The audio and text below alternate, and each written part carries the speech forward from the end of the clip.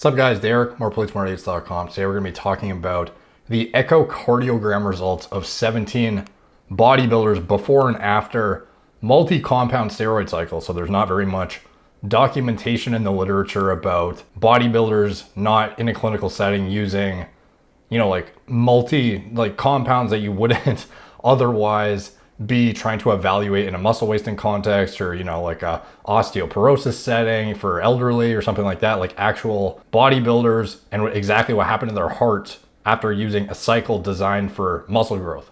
So that's what we're going to be delving into in this video. So in this study, prospective echocardiographic assessment of androgenic-anabolic steroids effects on cardiac structure and function in strength athletes, there were actually 2 studies done in this overarching assessment, and study 1 is the one we're going to be looking at here. I'm going to do another video on study 2, which evaluated DECA monotherapy, which is obviously really interesting to a lot of people who watch my channel. So in study 1, the effects of anabolic androgenic steroids were assessed in 17 experienced male strength athletes aged 31 plus or minus 7 years who self-administered anabolics for 8 or 12 to 16 weeks, and in 15 non-using strength athletes aged 33 plus minus 5 years in a non-blinded design. So basically, they would get all subjects M mode and 2-dimensional Doppler echocardiography was performed at baseline and after 8 weeks of anabolic administration. Athletes of study 1 who use anabolics for 12 to 16 weeks, a third echocardiogram was also made at the end of the cycle. Echocardiographic examinations included the determination of the aortic diameter, left atrium diameter, left ventricular and diastolic diameter, interventricular septum thickness, posterior wall and diastolic wall thickness, left ventricular mass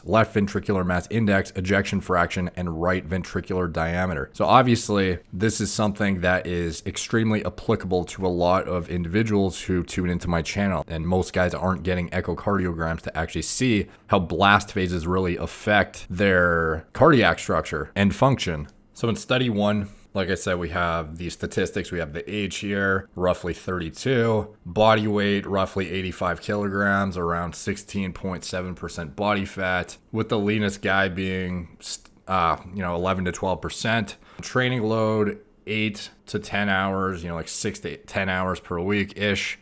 Training experience around 10 years. And the controls were about the same, roughly. So most of the participants performed resistance training, mainly for aesthetic purposes rather than some sort of functionality or like sports or anything like that. 2 strength athletes carried out strength training for aesthetic purposes as well as part of their boxing training, and the remaining 4 athletes were mainly involved in powerlifting, training, and competition. The controls in this experiment to compare to the heart morphology and function of the anabolic users did not have any experience using gear before, whereas all of the participants using gear in this study have used it before and started administration of it at least around 4.5 years before the start of the study, with a range of 1 to 14 years. The subjects in the anabolics group used about 2 cycles per year, with the mean number of anabolic cycles being used in totality being 6.7, with a range of 1 to 30.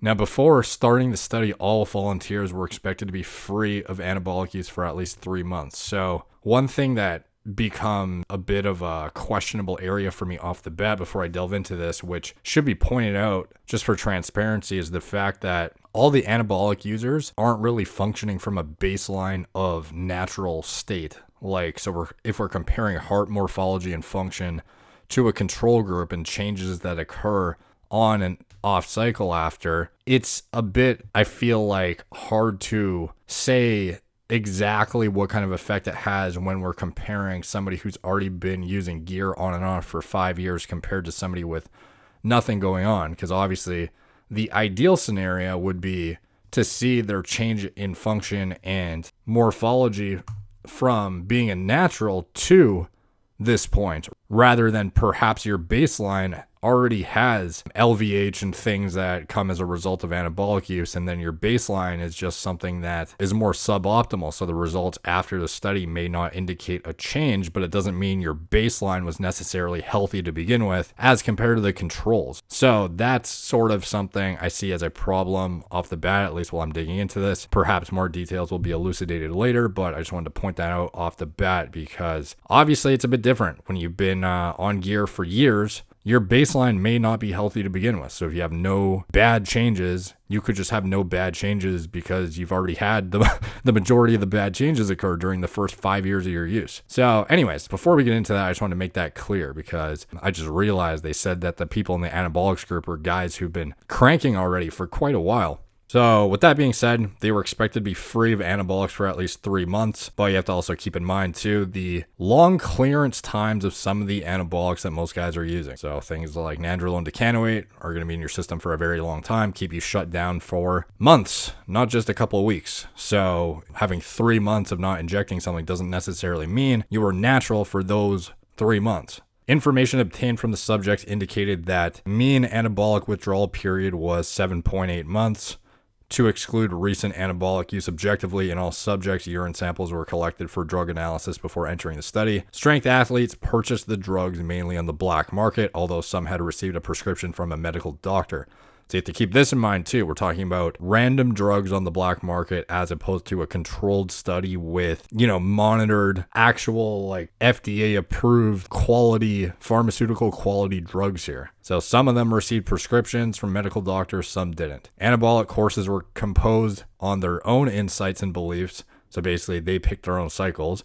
The investigators were not involved in providing anabolics. No attempt was made to influence the choice of anabolics chosen, nor did the researchers play any role in administering them. In Table 2, it is going to show the outline of the anabolics used, a route of administration, and dose given for each subject. In all subjects, echocardiographic measurements were performed before the start of the study and after 8 weeks of strength training with or without concomitant anabolic self-administration, anabolic group, and controls respectively. In addition, since part of the anabolic users had decided to self-administer anabolics for 3 to 4 months in these strength athletes, echocardiographic measurements were also performed at the end of the anabolic cycle. Okay, so this is interesting. So at baseline, both groups were comparable with respect to the physical characteristics, training, and nutrition data, as well as blood pressure and echocardiographic data. In the anabolic group, no significant alterations in blood pressure and the echocardiographic assessment of heart morphology and function could be observed after 8 weeks of anabolic administration. Furthermore, analyzing the impact of the duration of anabolic self-administration did not reveal any difference between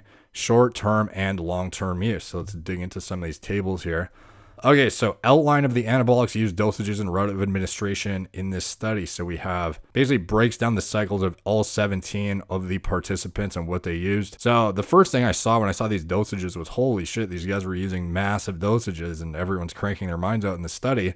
But when you actually dig further, some of the dosages don't really make sense. Like when we have Dianabol, for example, 960 milligrams. So you have to consider here, total amount of drugs used. Outline of the anabolics used, dosages, and route of administration. So total anabolics used for the duration of their cycle. So these amounts, it seems weird because some of these you would think are weekly dosages because they look normal. So for example, nandrolone decanoate, 350 milligrams per week. That sounds reasonable. Stanozolol, 500 milligrams. It sounds somewhat normal. It's probably, 50 to 75 milligrams a day-ish. Nandrolone decanoate, 1,600 milligrams per week. But then, like that, for example, you start to see some of these dosages, and they start to not really make any sense. So, like, for example, 2,000 milligrams of nandrolone decanoate, 3,000 milligrams of testosterone heptolite, 5,600 milligrams of mysterolone, oxymetenolone, 3,500 milligrams. And one of the ones that was the real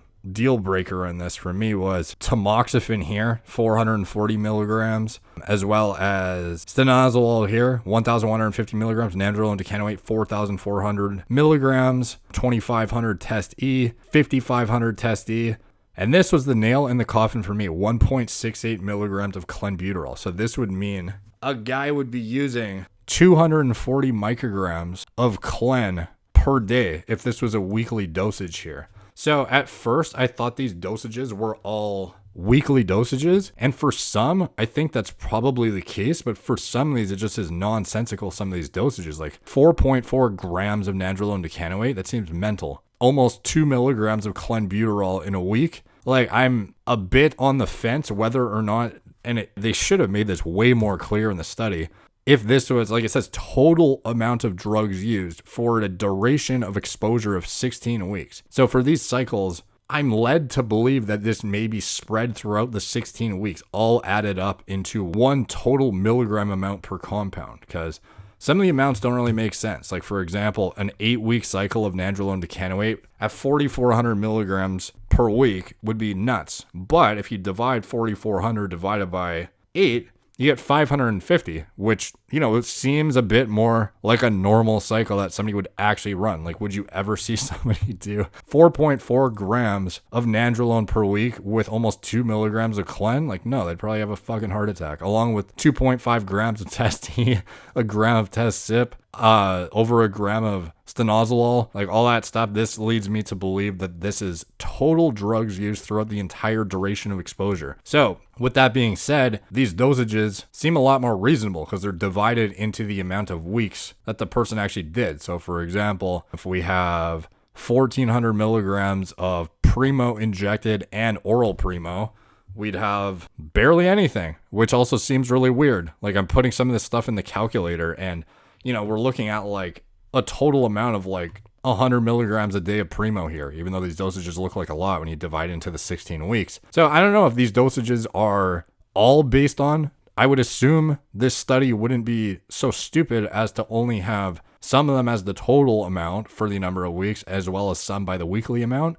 And I'm led to believe it's the weekly amount, although once you actually divide it down, some of these dosages are way too small for them to seem like anything you would even bother yourself with using. Like using Primo 300 divided by 16. Does it make any sense that you would be doing a 18.75 milligram per week Primo cycle? Like, no, it doesn't. So I don't know how they came to these dosages, to be honest. But with that being said, these are the dosages. You can interpret them how you may. And the name of the study, in case you want to look yourself, is Prospective Echocardiographic Assessment of Androgenic-Anabolic Steroids Effects on Cardiac Structure and Function in Strength Athletes. This is one of my biggest pet peeves of studies where they, like, I understand that terminology and certain things can go over the heads of some people if they aren't really used to reading in sort of the pretentious ways these studies write. But, like, stuff like this, total amount of drugs used, like, this is so unclear if this is per week or per 16 weeks. So for some of them, I think it's per the full thing. For some of them, I'm not really sure. But anyways, take from that what you will. And we're going to move on. And we have the 17 people with probably the fattest cycle being this guy with the 8-week cycle of Deca, clenbuterol, test E, test sip, Masteron, and Winstrol, using almost 600 mgs of Deca per week, potentially, or 4.4 grams per week, which would be fucking mental. So I'm pretty sure this is divided into the 8 weeks. Almost 2 milligrams of clenbuterol, 2.5 grams of test E, 1 gram of test sip, 300 mgs of Masteron, and 1,200 milligrams of stanozolol. So systolic and diastolic blood pressure measurements at baseline and after 8 weeks in both studies. So the systolic blood pressure of the guys on gear before they started the gear was 131, and after it's 139. The control is 129, so about the same starting, goes up to 134. So the difference is maybe, like 5. It's not that significant. Diastolic goes from 83 to 85 at baseline to 8 weeks for the anabolic users. Controls 81, stays at 81. So realistically, no significant difference. Now, as far as the echocardiographic measurements at baseline and after 8 weeks in the non-blinded study, we compare aortic diameter in the anabolic users versus the control. So they start with about the same and they end with about the same. The anabolic guys actually lost size while the control stayed exactly the same. Left atrium diameter, we have the anabolic guys staying about the same, going up a little bit. Controls decreasing a little bit. Left ventricular end diastolic diameter, we have the anabolic users actually going down a little bit, controls going down just as much. Intraventricular septum thickness, we have the anabolic users gaining a non-significant amount and the controls losing a non-significant amount. posterior wall and diastolic wall thickness. This is the same in the anabolic users, same in the controls. Ejection fraction, 63 before, about the same in the after. 63 before, ejection fraction drops by more in the control group. Left ventricular mass, anabolic users goes up by about 1.3. Controls goes down by about 1.3. So that is notable, I guess. Left ventricular mass index, anabolic users dropped by about 4. Controls stayed about the same. Aorta flow velocity, anabolic users jumped up almost 10, whereas the controls dropped about 6-ish. Left ventricular ejection times, the anabolic users dropped by a significant amount. Controls increased by about 5. Acceleration times of the ETOP, anabolic users jumped up 4. Controls stayed about the same. Deceleration times of the ETOP, anabolic users jumped up about 10, with the controls dropping about 12. Ratio between ETOP velocity and ATOP velocity, the anabolic users dropped by about 0.1, and the controls jumped up by about 0.12. And finally, the right ventricular diameter, the anabolic users stayed the same, and the controls jumped up by 0.1. So the main finding of the present investigation was that the short-term administration of anabolic steroid use did not affect blood pressure, heart structure, and cardiac function of strength athletes as determined by echocardiography. The absence of detectable alterations indicates that heart structure and systolic as well as diastolic function is not dependent on the regimen or dose of the anabolic steroid used with respect to administration periods for up to 16 weeks. So the study is basically asserting that after 16 weeks, you can run a pretty sizable amount of gear and have no significant issues. And this is, they're not saying that yes or no, you should use gear, obviously, but it's just simply showing before and afters of 17 guys who took either potentially barely anything or a shit ton of stuff. And none of them had any significant alterations in their heart morphology and function. In all subjects, the heart showed enlargement of the left ventricle and the left ventricle wall thickness, but all measurements were within the limits of physiologic adaptation as proposed by Policia and coworkers in another study. In the study, left ventricular mass ranged from 132 to 309 grams, and the left posterior wall thickness of the several strength athletes exceeded the normal range of males. In such cases, it is mandatory to examine for a heart disease condition. However, in the absence of abnormal left ventricle filling, no decrement of the left ventricular cavity and normal left ventricular hypertrophy pattern, which were appropriate in all subjects, such cardiac enlargements can be attributed to vigorous and demanding training regimens rather than a heart disease condition. Finally, at baseline, all subjects were considered to have normal echocardiographic examinations without any detrimental effect due to previous anabolic use. So not only are they showing that taking a cycle did not really make a big difference, but all of the past years of cycling didn't make a big difference either. But you have to consider too, these guys are all cycling on and off rather than cruising, or at least that's what we're led to believe by the introduction. Now keep in mind, several cross-sectional studies reported larger posterior wall thickness, intraventricular septum thickness, and or the left ventricular mass in anabolic using athletes compared to their non-using counterparts. However, other investigators were unable to detect differences in cardiac dimensions between steroid users and non-users. Only a few of these studies examined heart function, one reporting an impairment of diastolic function, while another did not. The discrepancies observed in the study outcome may be mainly attributable to confounding factors, especially selection of subjects rather than steroid use. All longitudinal studies except one failed to demonstrate changes of heart structure and function due to the administration of high doses of anabolics for short periods. Only one study registered increments of the left ventricular and diastolic diameter, the thickness of the interventricular septum, and the left ventricular mass during steroid use. However, it is noteworthy to mention that the subjects in that study trained more frequently, 6.5 versus 5 sessions a week, and heavier, 3.6 versus 2.7 heavy sessions per week when on steroids compared to the period off steroids. Moreover, it is well known that detraining may induce a marked reduction of the training-induced cardiac adaptations within a short period of time.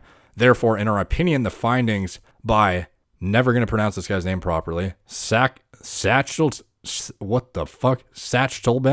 and coworkers remain debatable whether the cardiac alterations may be attributed to short-term anabolic administration rather than to the training alterations. Unfortunately, no studies are available that investigated the long-term effects of anabolic use on heart structure and function. Nevertheless, the increases of reports indicating detrimental long-term cardiotoxic effects of anabolics are of great medical concern. From this study, we conclude that the short-term administration of anabolics does not lead to detectable echocardiographic alterations of heart morphology, systolic and diastolic function in experienced strength athletes. This applies for the administration of anabolic steroid polydrug regimens in supraphysiological doses during periods up to 16 weeks. Since the detrimental effects of short-term anabolic administration on the heart are well described in animal studies using ultramicroscopic evaluation of heart cell structures, the results of the present study must be interpreted with caution. Therefore, echocardiographic evaluation may provide incomplete assessment of the actual cardiac condition in anabolic steroid users,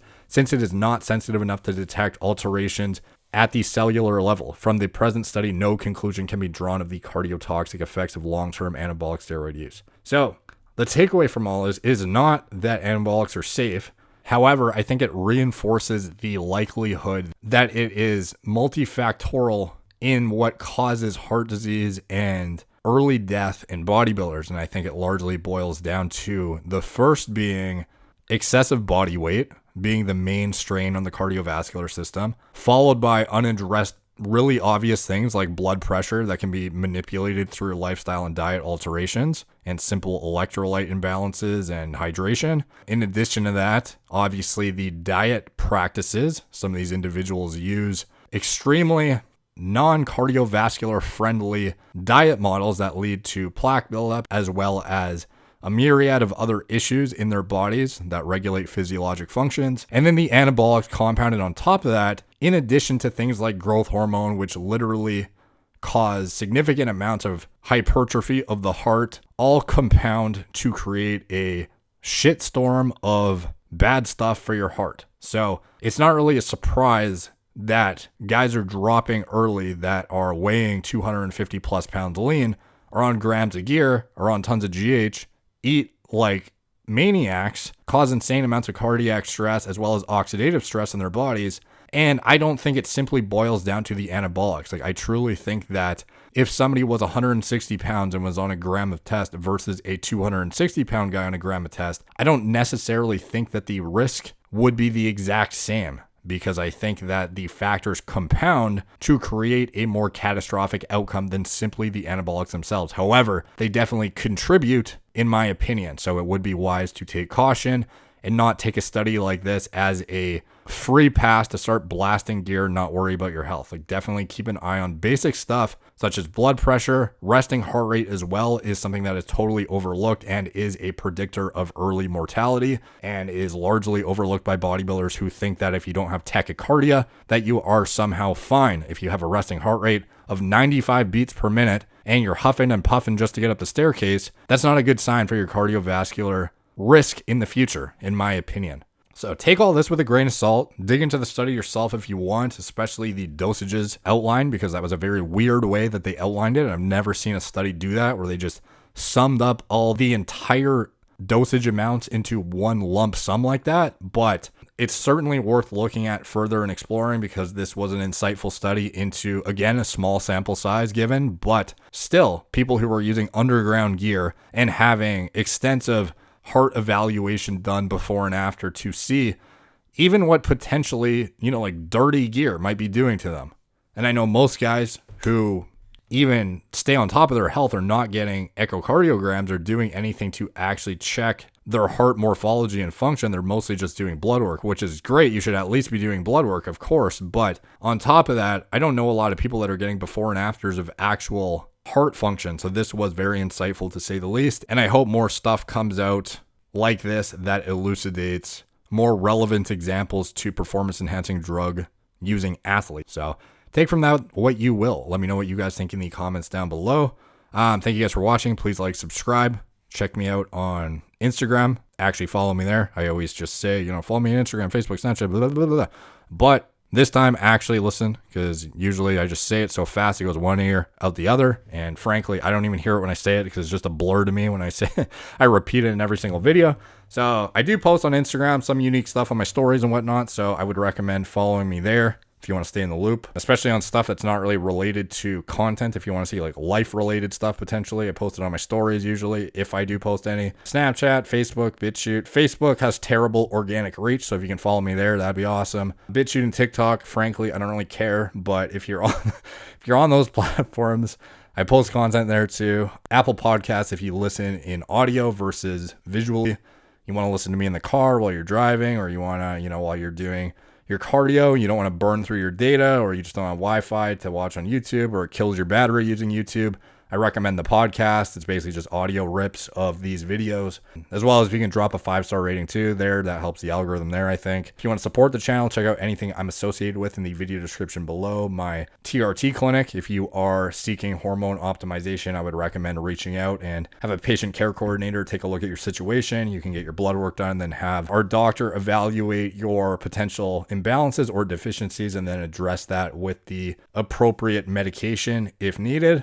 And if you end up getting medication, then you would get $50 off your first treatment with the coupon code in the video description. If you want to support the nootropics and pre-workouts that I design myself, you can check those out, Gorilla Mind and Gorilla Mode. The nootropics are great for focus, productivity, energy, mental clarity, basically just focusing. It's good for entrepreneurs, students, editing, if you're a working person in general, frankly, if you need that productivity and energy and laser focus, they're great for that. And the pre-workout, self-explanatory what you use that for. And I feel like mine are the best in the industry, and I literally sit on a Word document to write them out to ensure that they are top notch. And anything else I'm associated with, video description below. I also have a blood work panel down there if you want to get a comprehensive workup. That is a pretty all-encompassing blood panel that I typically recommend to people who are either using gear or not using gear, just as a general health overview. It is a great panel, and I would recommend you get that if you are looking to optimize your health and need to check on your health status in general. So thank you guys for watching. Talk to you soon.